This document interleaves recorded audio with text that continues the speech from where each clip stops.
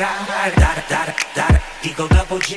up, YouTube? This is your friendly neighborhood movie nerd, back to give you guys everything that is going on in the world of movies. So as you all know, ever since Alice in Wonderland made over $1 billion at the box office, Disney has been hot on the warpath to remake all of the Disney animated films that made up most of our childhoods.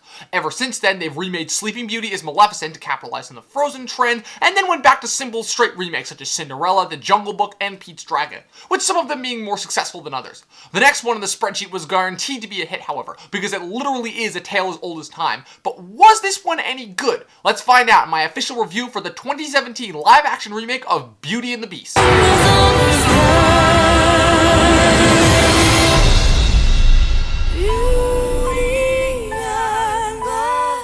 So in this movie, Belle, played by Emma Watson, is an actually smart farm girl living in a tiny village in France with her father Maurice, played by Kevin Kline. When Maurice accidentally stumbles upon an enchanted castle, he finds himself the captive of the monstrous former prince-turned-beast, played by Dan Stevens. After Belle seeks out her dad and trades places with him as the beast's captive, she soon begins to fall in love with her captor as he begins to warm up to her. She also gets to know the other residents of the castle who've been turned into enchanted objects. Lumiere, played by Ewan McGregor, Cogsworth, played by Ian McKellen, and Mrs. Potts, played by Emma Thompson. Meanwhile, upon learning of the existence of the castle and the beast, Hunter Gaston, played by Luke Evans, attempts to kill the beast in order to woo Belle. Alright, so let me get this one thing straight before I go into the rest of the review. I don't like musicals. More specifically, I don't like movie musicals. I've already stated on multiple occasions that La La Land's biggest flaw was the fact that it was a musical. I don't like it when people randomly break out into song and dance numbers. I find it very distracting and I feel it detracts from both the story and the viewing experience. With all that being said, however, I actually enjoyed this film. Quite a lot, actually. And before all you lovers of the original film jump down my throat, let me explain. For starters, the set design was absolutely gorgeous. In an age where so much of film is special effects and CGI, even the sets, it's nice to see that there are still people out there who care about making a film look good by making it look as real as possible. So props to the set and costume designers, you guys did a really fantastic job. I also have to give a lot of props to Bill Condon, the director. Beauty and the Beast is such a simple story, and it's also a story that literally everybody knows, whether they had actually seen the movie Beauty and the Beast or not. It's one of the simplest stories with one of the easiest messages to understand, and Bill Condon made the absolute most of it that he could. The sprawling musical numbers fit right in with the lavish sense. I 100% bought that these people existed in this world, and I really was able to enjoy myself, surprisingly enough. In terms of the casting was mostly on point. Emma Watson was probably the weakest part of this movie. By no fault of her own, I absolutely know that she's a great actress. She's fantastic in perks of being a wallflower.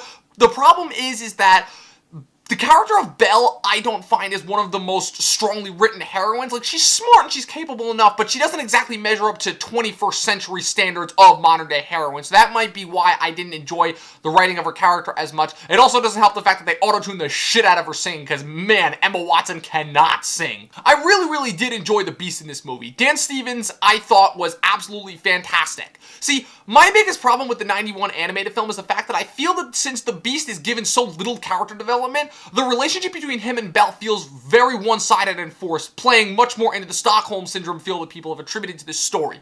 Here, however, we actually get to see more of the Beast's backstory, the type of person he was before he became the Beast, and how Belle changes him. And it makes him an even more rich and interesting character. He's an actual person who wants to change but doesn't feel he has it in him because of his looks, and adds a whole new layer to an extremely shallow and simple story.